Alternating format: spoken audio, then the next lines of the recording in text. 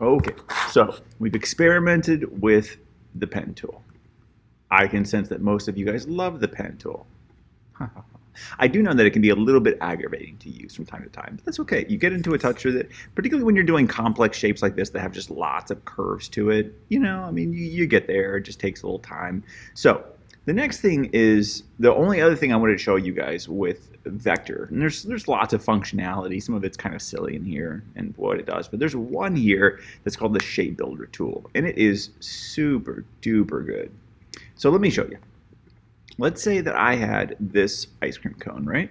And I wanted to have cut out more complex shapes in here, and it was kind of hard to do all at once. Or I wanted like a circle to be cut out of the center of this thing.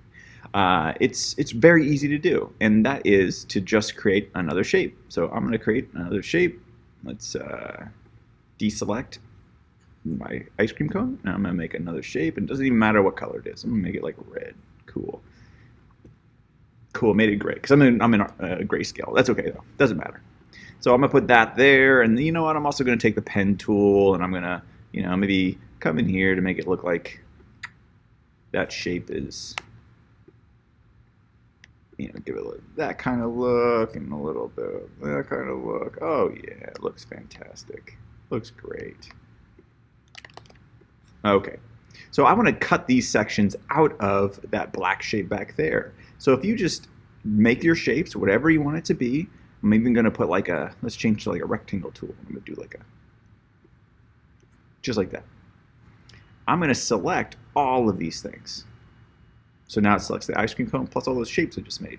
And if I go to the Shape Builder tool, it's going to ask me, well, what do I want to keep and what do I want to get rid of? Do you see that little plus symbol next to my cursor?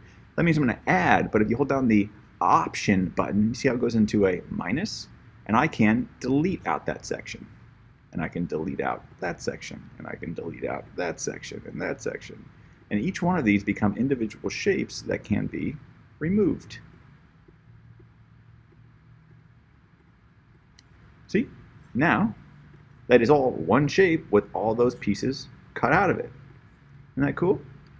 Now, what if I wanted to add to it? It's the same exact thing. So I'm going to make my shape. There you go. I'm going to select it all, and I'm going to go back to my Shape Builder tool, and I'm going to, let's say I wanted to add all this in. So I'm going to add, and drag, and see how I dragged?